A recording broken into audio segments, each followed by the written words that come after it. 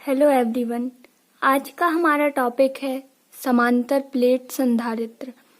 Parallel plate capacitor क्या होता है? तो इसका प्रश्न पेपर में आता है, समांतर प्लेट संधारित्र की धारिता का व्यंजक व्युत्पन्न कीजिए। तो हम देखेंगे कि समांतर प्लेट संधारित्र क्या होता है, फिर उसकी धारिता का व्यंजक व्युत्पन्न करेंगे। यदि आप चैनल पर नए हैं तो चैनल को सब्सक्राइब कर दीजिए। अब हम स्टार्ट करेंगे समांतर प्लेट संधारित्र। जैसा कि नाम से ही स्पष्ट है, समांतर प्लेट मतलब कि इसमें दो समांतर प्लेटें होंगी। तो हम बनाते हैं। यहाँ हमारे पास एक प्लेट है जिसे हम नाम देते हैं A।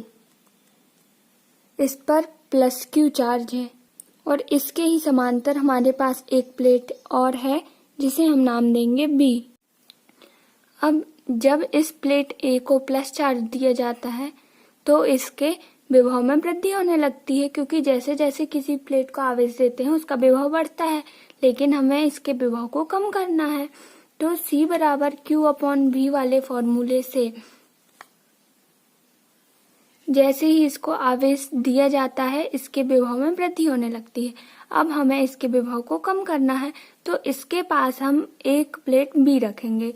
ठीक है, ऐसे ही B है प्लेट A के संपर्क में आता है तो ये जो प्लस चार्ज है इसके माइनस को अपनी तरफ अट्रैक्ट करता है ना।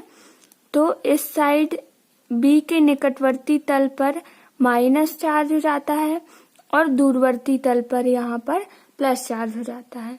लेकिन जब B का संबंध हम पृथ्वी तल से करते हैं तो पृथ्वी के संपर्क में आते ही B का प्लस चार्ज पृथ्वी में चला जाता है और इसमें केवल माइनस चार्ज रह जाता है।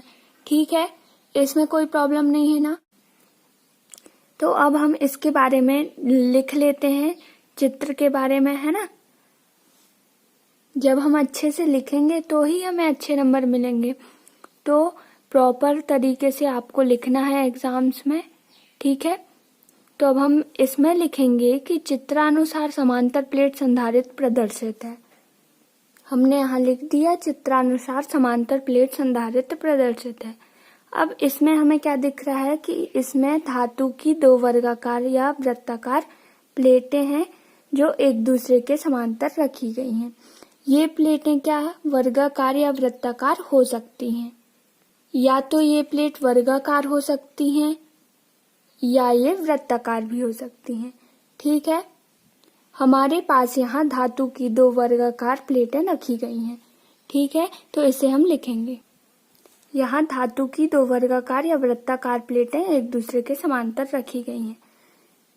चित्र में दूसरी प्लेट का संबंध किससे किया गया है? पृथ्वी तल से किया गया है। दूसरी प्लेट का संबंध पृथ्वी तल से किया गया है। धारिता बढ़ाने के लिए हम क्या करेंगे? दोनों प्लेटों के बीच कोई माध्यम, परावैद्युत माध्यम जैसे कि कांच, मोम या अभ्रक भर देते हैं। तो धारिता बढ़ाने के लिए दोनों प्लेटों के बीच कांच, मोम या अभ्रक आदि भर देते हैं। ये हमारी हो गई चित्र की व्याख्या। अब हम करेंगे धारिता के लिए व्युत्पत्ति। अब व्युत्पत्ति के लिए हमें चित्र की आवश्यकता पड़ेगी, तो ये हमने अलग से बना लिया है ना। इसके लिए अब हम अच्छे नंबर यदि हमें पाना है तो अच्छे से लिखना होगा। तो यहाँ पर भी थोड़ा सा चित्र के मुताबिक हमें लिखना है। ठीक है, तो हम लिखेंगे चित्रानुसार संधारित्र की दो प्लेटें A और B एक दूसरे के समांतर हैं, जिनके बीच की दूरी क्या है? इन दोनों के बीच की दूरी D है। ठीक है, तो ये हम लिखेंगे। तो यहाँ पर हो गया कि चित्रानुसार संधारित्र की हमारे पास दो प्लेटें A और B हैं, इनके बीच की दूरी D है और ये एक दूसरे के समांतर हैं। अब हम देखेंगे इनकी क्रियाविधि, वो भी लिखना जरूरी है ना। तो क्रियाविधि में हम लिखेंगे कि जब प्लेट A को प्लस Q आवेश दिया जाता है तो B के निकटवर्ती तल पर माइनस Q आवेश और दूरवर्ती तल पर प्लस Q आवेश उत्पन्न हो जाता है ना। तो यहाँ पर प्लेट ए को प्लस क्यू आवेश देने से बी के निकटवर्ती तल पर माइनस क्यू आवेश और दूरवर्ती तल पर प्लस क्यू आवेश उत्पन्न हो जाता है। और प्लस क्यू आवेश का संबंध हम पृथ्वी से कर देते हैं, ये हमने लिख दिया। तो विभव V बराबर क्या होता है, तीव्रता गुणित विस्थापन। इन प्लेटों के बीच विद्युत क्षेत्र की तीव्रता ज्ञात करने के लिए एक बिंदु होना बहुत आवश्यक। तो माना कि इन प्लेटों के बीच एक बिंदु P है जिस पर हमें विद्युत क्षेत्र की तीव्रता ज्ञात करनी है। तो इस बिंदु P पर A के कारण भी विद्युत क्षेत्र की तीव्रता होगी और B के कारण भी, ठीक है। तो हम लिखेंगे कि माना दोनों प्लेटों के बीच एक बिंदु P स्थित है। अब प्लेट A के कारण P पर तीव्रता और B के कारण बिंदु P पर तीव्रता देखेंगे।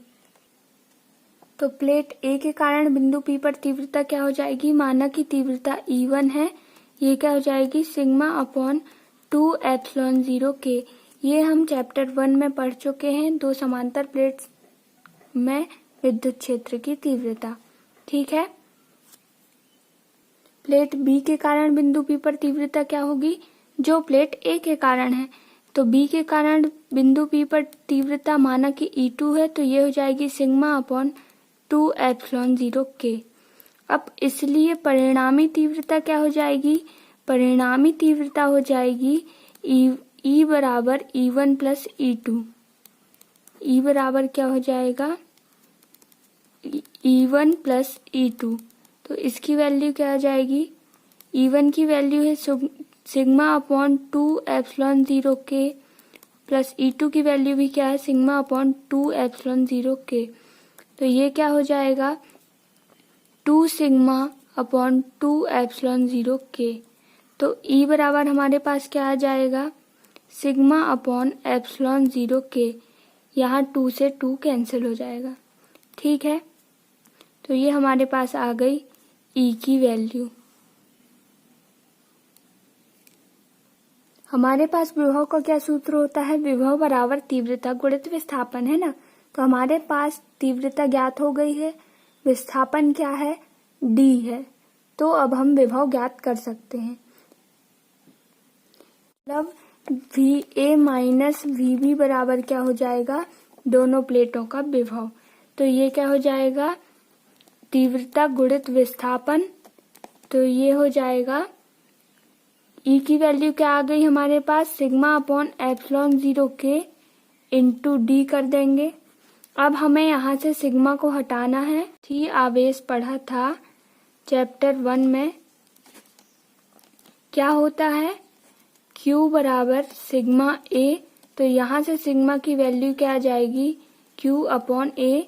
हमें पिछली चीजों को बिल्कुल भी नहीं भूलना है, सब कुछ रिवाइज करते चलना है, तो बनते जाएगा। तो यहाँ से हम सिग्मा की वैल्यू रखेंगे Q अपॉन A।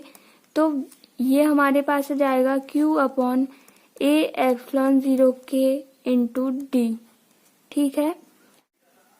धारिता बराबर हम जानते हैं Q अपॉन V होता है ना। तो हमारे पास V अब ज्ञात हो गया है, तो अब हम धारिता निकाल सकते हैं। हम लिखेंगे यदि संधारित्र की धारिता C हो तो C बराबर क्या हो जाएगा, Q अपॉन V। लेकिन V की जगह यहाँ दो प्लेटें हैं, तो दोनों प्लेट के विभव का अंतर हो जाएगा Q upon VA minus VB। और VA माइनस VB की वैल्यू हमें पता है ऊपर के इक्वेशन से, तो ये हो जाएगा Q upon QD upon A epsilon 0 K। ये क्या है, VA माइनस VB की। ये बट्टे के बट्टे में है, तो ये ऊपर चला जाएगा। तो अगला हमारे पास क्या हो जाएगा कि Q into A epsilon 0 K upon QD। यहाँ Q से Q कैंसिल हो जाएगा, तो C बराबर क्या आ जाएगा, A epsilon 0 K upon D farad. ये क्या हो गया, संधारित्र की धारिता का व्यंजक। यही समांतर प्लेट संधारित्र की धारिता का व्यंजक है। निर्वात या वायु के लिए K बराबर क्या होता है, 1 होता है। तो यहाँ हम K की वैल्यू 1 रख देंगे। तो C बराबर क्या आ जाएगा, इसे हम यहाँ लिख देते हैं। निर्वात या वायु के लिए K बराबर 1 हो जाएगा, तो C बराबर आ जाएगा A/0/D। यही क्या है, संधारित्र की धारिता के लिए व्यंजक, अभीष्ट व्यंजक है। ठीक है, तो ये टॉपिक यहीं एंड होता है। आप सभी को वीडियो अच्छा लगा हो तो चैनल को सब्सक्राइब ज़रूर कर दें। हम ऐसे ही नए नए वीडियोस आपके लिए रोज लाएंगे। धन्यवाद।